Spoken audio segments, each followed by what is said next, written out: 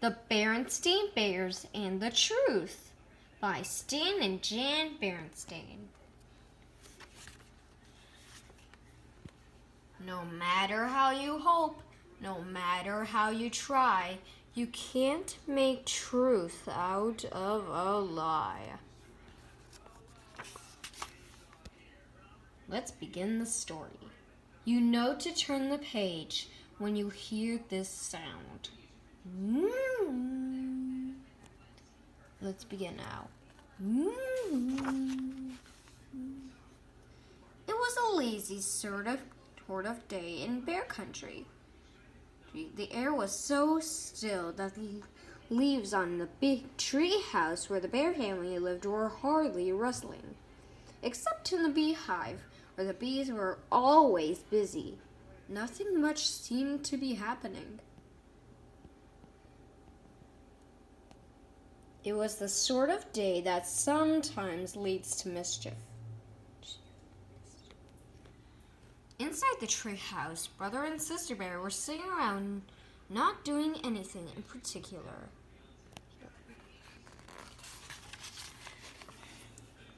Brother was holding his soccer ball. He had become interested in soccer and had been outside practicing free kicks. Sister was relaxing in an easy chair, thinking about what to do next. Neither Papa nor Mama Bear was around. Papa was in the shop, up working on some furniture, and Mama was out shopping.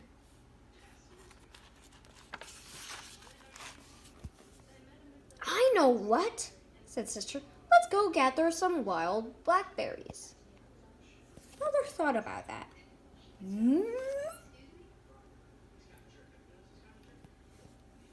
No, he said. Wild blackberries have too many thorns, and besides, the seeds get stuck in your teeth. Well then, said Sister, let's go out and twist each other up on the swing and see who gets the dizziest. Brother thought about that. No, he said. That's silly, and besides, we did that yesterday. Sister became irritated and impatient with her brother.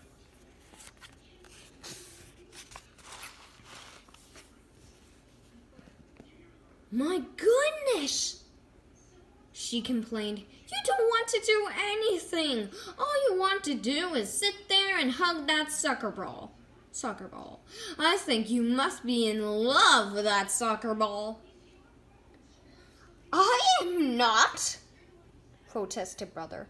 But I'll tell you something. I bet I can dribble this ball past you. Brother was a pretty good soccer player and a very good dribbler.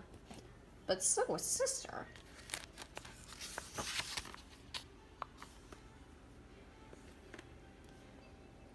The only one who saw what happened next beside the cubs was a mockingbird who was perched on a twig outside an open window.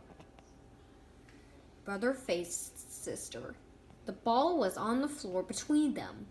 First, Brother moved the ball with his right foot, then with his left, trying to trick Sister out of position. Then, quick as a flash, he gave the ball a sharp kick with his right. It almost worked, but Sister was fast too. She reached out with her knee and blocked the ball, which bounced against a bookshelf, boom, against the chair, against the footstool, against a footstool, and into Mama's most favorite lamp, which fell to the floor with a crash.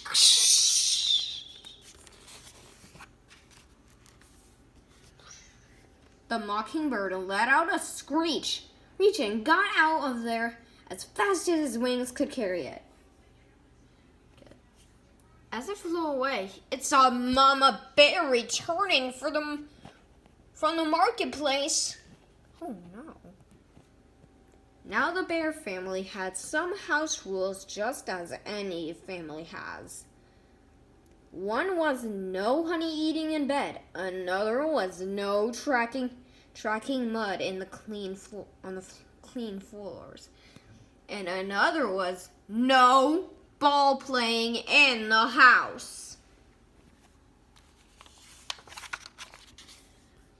What to do?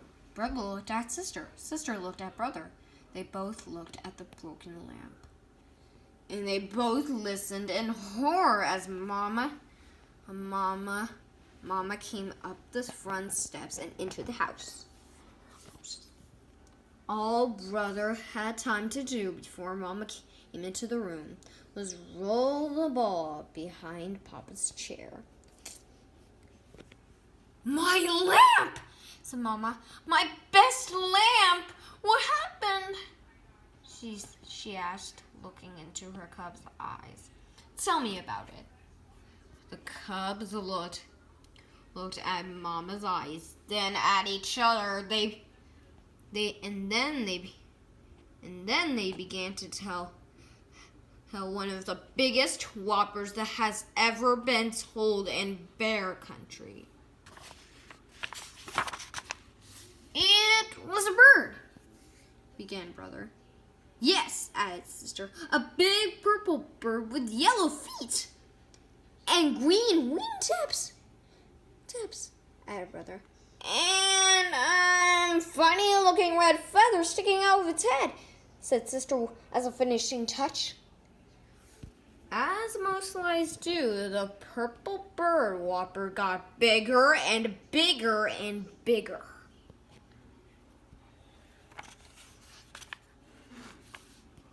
Yes, continued the cubs, and it flew in that window, zoomed around the room, and broke the lamp. It knocked over the lamp. As Mama Bear was looking at the broken lamp with a sad expression on her face, Papa Bear came in from his shop. The cubs began to tell him the story of the big bird that flew in the window and broke the lamp. It was harder to tell the second time. For one thing, they couldn't quite remember how they had told it the first time. You got me confused, said Papa. Was it a purple bird with green wingtips and yellow feet? Or a yellow bird with purple wingtips and green feet? Or was it a white bird with black spots? Like that soccer ball behind my easy chair. The thing that really made it hard the second time was how very sad Mama looked as she picked up the pieces of the broken lamp. Mama, we're really sorry about the lamp, said brother. Oh yes, said sister, picking up the last piece and putting it in the dustpan. Oh, so Mama, I'm not so worried. I'm not worried about the lamp. We can always get another lamp, or we can glue this one back together. What I'm sad about is that thought that maybe, just maybe, my cubs whom I've always trusted aren't telling me the truth. And trust is not something you can put back together again. Both cubs started to talk at once. It wasn't a bird, said sister. It was a soccer ball. And it was all my fault, shouted brother. It was just as much my fault, shouted sister. But they were both shouted down by the phone, which rang loudly. Ding-ling! Ding-ling! It was Grizzly Gran inviting the bear family for a Sunday visit. Hello, Gran, said Mama. Oh, everything is just fine here in the treehouse. How's everything with you? But Mama, protested his sister after Mama hung up the phone. You told Gran that everything is fine here, and that isn't really the truth. Oh, but it is, answered Mama. We got two fine cubs who had just learned a very important lesson about telling the truth. And what could be finer than that?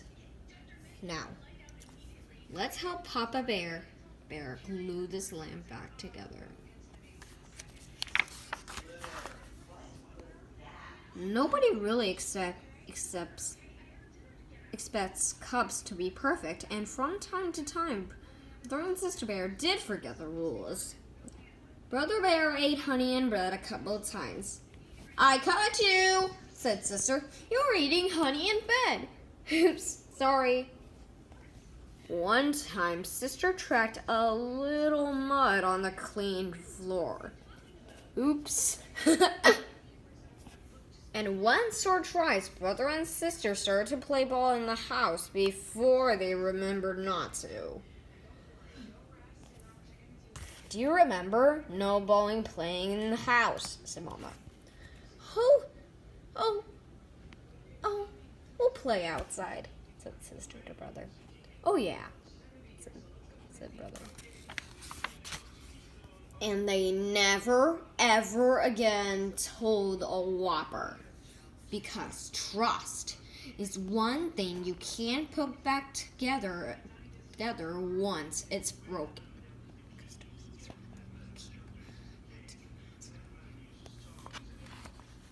See, and